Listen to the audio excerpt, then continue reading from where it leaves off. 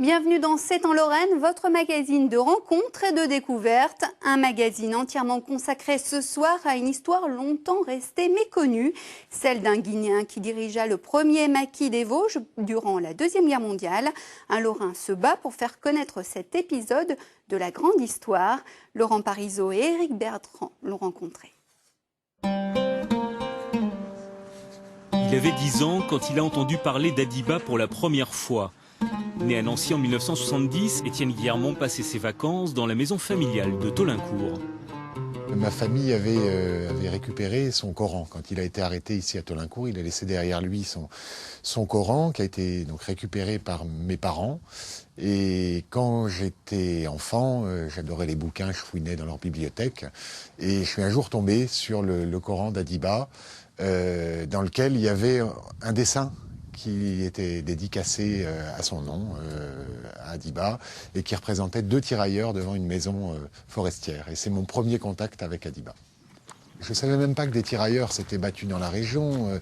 Je me demandais bien ce que cet Africain pouvait bien venir faire dans ce village de Taulincourt, au fin fond des Vosges.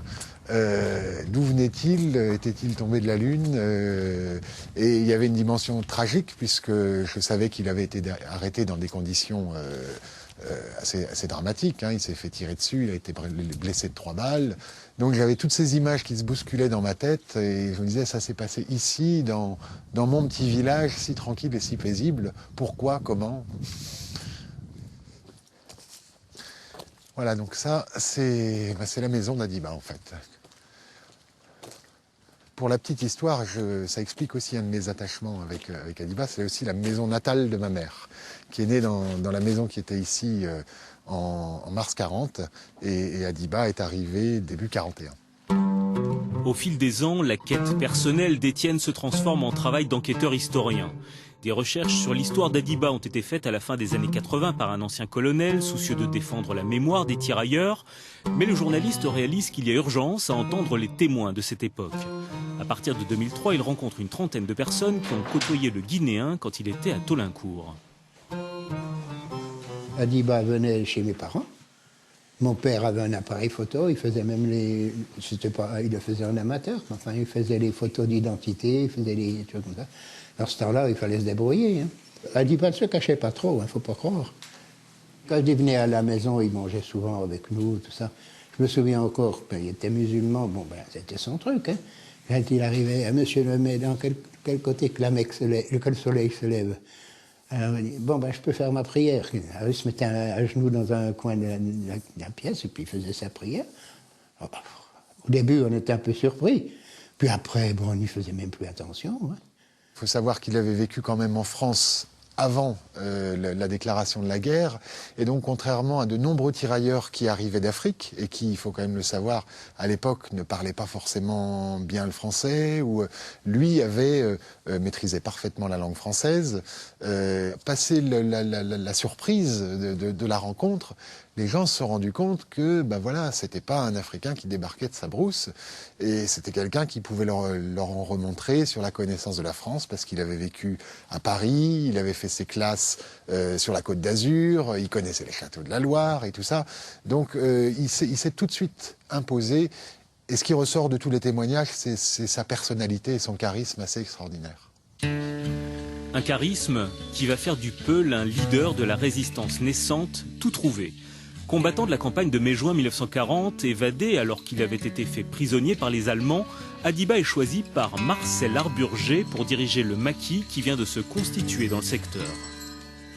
Voilà, alors ici on domine le village de Taulincourt et la vallée du Mouzon, que je me plais souvent à présenter comme le territoire d'Adiba. C'est là où, durant 3 ans, entre 41 et 43, il a gambadé jour et nuit dans toute cette campagne. Alors d'ici, c'est intéressant parce qu'on peut voir le massif forestier qui est juste en face, et le massif où était localisé le maquis de la Délivrance. Et puis si on poursuit vers l'horizon, alors c'est un petit peu brumeux, on ne voit pas trop, mais vous avez à l'horizon la colline de la Motte. Et juste à côté de la colline de la Motte, il y avait une annexe du maquis, parce qu'il y avait énormément de monde, ils étaient pratiquement 120. Le 15 juillet 1943, l'armée allemande passe à l'attaque du maquis. Blessé, arrêté par la Gestapo, Adiba est emprisonné à Épinal et torturé. Il est condamné à mort et fusillé le 18 décembre. Le nom d'Adiba a été inscrit sur le monument des fusillés, mais il a fallu attendre 2003 et la persévérance d'un agriculteur de Taulincourt pour que la médaille de la résistance lui soit remise et qu'une rue porte son nom. La France a eu quand même beaucoup de mal, et a encore aujourd'hui beaucoup de mal à assumer son histoire coloniale. Vous savez, moi je vis en banlieue parisienne, où vivent des gens venus du monde entier. Il y a beaucoup de gens d'origine africaine, beaucoup de jeunes, qui, si on veut que tous ces jeunes se reconnaissent un peu dans l'histoire de France, c'est un petit peu toute la démarche de Lilian Thuram aussi, il faut qu'on leur raconte ce qui s'est passé et qui a été occulté pendant de nombreuses années. Étienne Guillermont multiplie les initiatives pour raconter Adiba, une exposition, un site internet, des conférences et des interventions en milieu scolaire, en attendant la publication d'un ouvrage pour les 70 ans de la mort du résistant en 2013. J'essaye vraiment de diffuser au maximum l'histoire d'Adiba. Pas tant pour en faire un héros, il n'a pas besoin de moi pour ça, mais je trouve que c'est une histoire qui est quand même très forte et très symbolique aussi, encore une fois, ne serait-ce que donc de toute la participation des coloniaux dans cette Seconde Guerre mondiale. Et puis à titre personnel, c'est aussi, moi je suis très heureux de pouvoir mettre un petit peu en lumière mon petit village de Taulincourt. C'est la fin de ce magazine. Si vous souhaitez nous faire découvrir un lieu ou un personnage, n'hésitez pas à nous écrire à l'adresse mail qui s'affiche derrière moi. À très bientôt chez